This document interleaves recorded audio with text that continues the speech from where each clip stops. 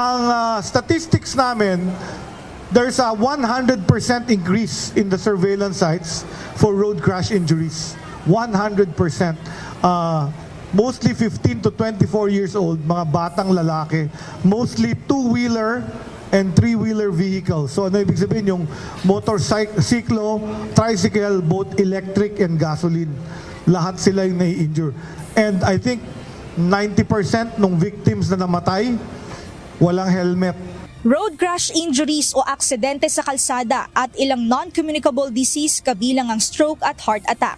Ito ang malalaking banta sa kalusugan na nakikita ngayon ng Department of Health matapos ng nagdaang selebrasyon nitong long holiday.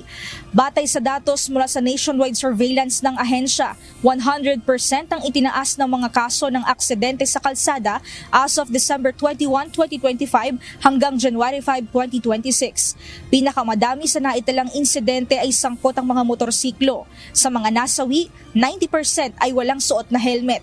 Karamihan din sa mga biktima ay nasa ilalim ng impluwensya ng alak. Sa 10 na naiulat na namatay, 7 ay dahil sa motorcycle crashes, samantalang ang 3 ay mga pedestrian lamang.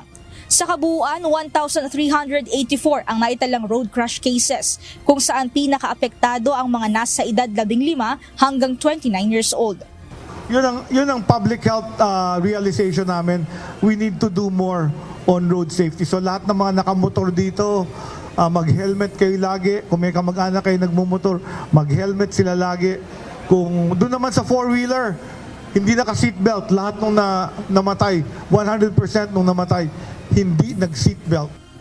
Samantala, ayon sa ahensya, namomonitor din na mas maraming may chronic illness ang nagkakaroon ng stroke during holidays. Yung heart attack at stroke, tumaas siya ng mga 10%.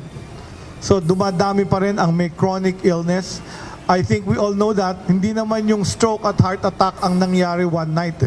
It's over years of lifestyle change, di ba? Yung obesity, hypertension, diabetes.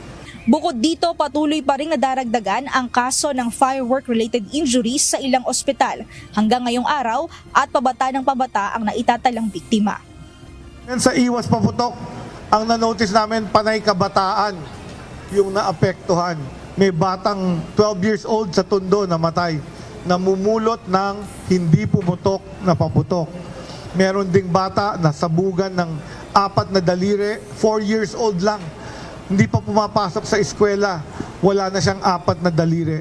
So, preventable, entirely preventable, permanent disability yon nang wala ka ng 4 na daliri.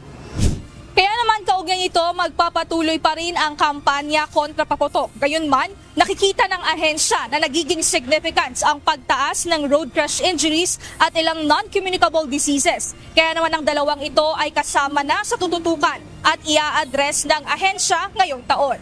Nia Alonso, UNTV News and Rescue. Diyos ang aming sandigan, serbisyo publiko ang aming pinahahalagahan.